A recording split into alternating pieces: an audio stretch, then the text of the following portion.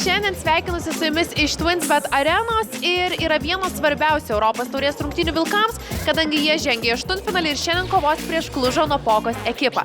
Pergalė prieš rumunus reikštų, kad komanda patenka į ketvirtfinalį.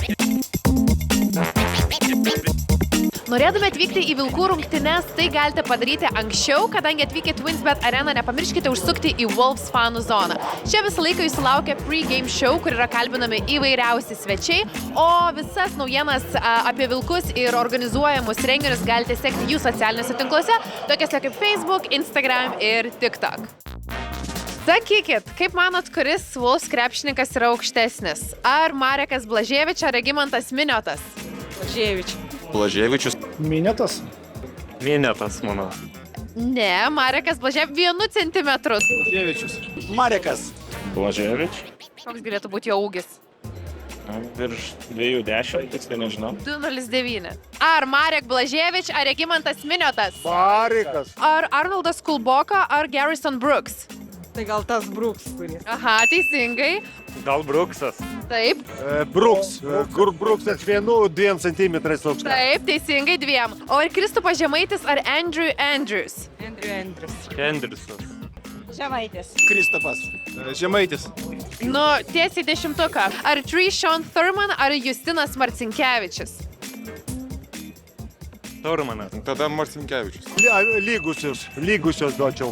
Marcinkevičius. Labai gerai. Kaip manot, koks jo ūgis? 2,4 man atrodo. 2,02. Labai panašiai. O kaip manot, kas yra tada aukštesnis iš ūgio? Ar Jeffrey Taylor, ar Matas Jogėla? Manau, kad Tayloras. Aha. Tayloras. Taip. O koks galėtų būti Jogėlos ūgis? Taip, gal jo gėlas toks 1,98. Teisingai. Jogėla. Ne, Taylor. Ne, Jogėla metras, palauk, oi 2 ar metras 99. Jogėla 1,90 m, gal 8 ar 7. Aha. 8.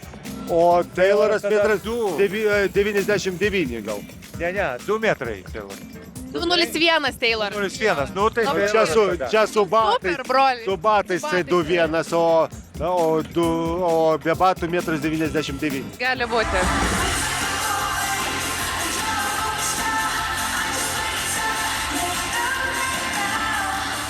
Jau pasakok, ar lipdama, tiksliau įdama į sceną jaudinaisi, buvo toks jaudulys? Taip buvo, bet pradžioje jaudinausi, kaip sekas vilkams ir žiūriu, kad viskas jiem gerai ir man toks jausmas buvo, okei, man irgi bus viskas okei. Bandžiau ten pahaulinti, kaip vilkas per repeticiją geriau išėjo, tai sorry, kitą kartą bus geriau. O pati šiaip kalbant apie tavo kūrybą, galbūt į ką labiausiai kreipi dėmesį ir galbūt į ką labiausiai akcentuoji savo kūryboje? Visų pirma, darau, kad man patiktų ir paskui žiūriu, kaip reaguoja ir labai geras rodiklis yra iš tikrųjų vaikai. Pati vaikų objektai neturiu, bet turiu sūnėną, kuris labai man pasako, kas patinka, ką leisti, sako kitas, nenoriu. O ar kiekviena tavo galbūt daina, kuri yra sukurta, turi kažkokią žinutę? Pas mane dainos realiai gaunasi kaip dienoraštis visos, tai aš išsirašau save realiai, savo jausmus. Tai vietoj to, kad rašyčiau viską ant popieriaus, aš tiesiog duodu visiems klausyti ir toks gaunas pas mane tipo atviras toks gyvenimas. Krepšinis jūsų gyvenimo kokią vietą užima? Ar laisvalaikiu stebit, gal pats žaidžiat? Pats vaikystėje žaisdavau, stebėti visada rungtynės stebėjai, ypač kas susijęs su Lietuva.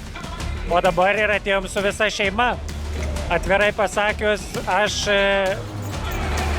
per televizorių esu pastovų žiūrovas, bet kad taip gyvai pamatyti, tai yra visai kitas vaizdas. Kristupas Žemaitis 3 taškai. Aš sakau, sėdžiu kaip scenoje, kad sėdėčiau. O sakykite, ar įmanoma palyginti baletą su krepšiniu ir galbūt rasti kažkokių sąsajų tarp šių dviejų dalykų? Aišku, įmanoma. Tai yra šuoliai, sukiniai, tai pagrindinis dalykas.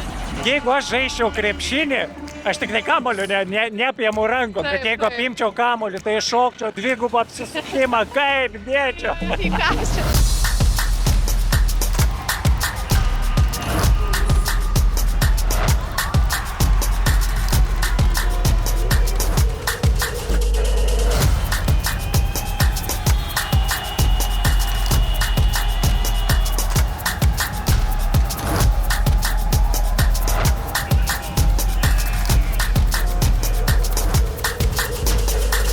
videos? Then subscribe and join the pack on YouTube.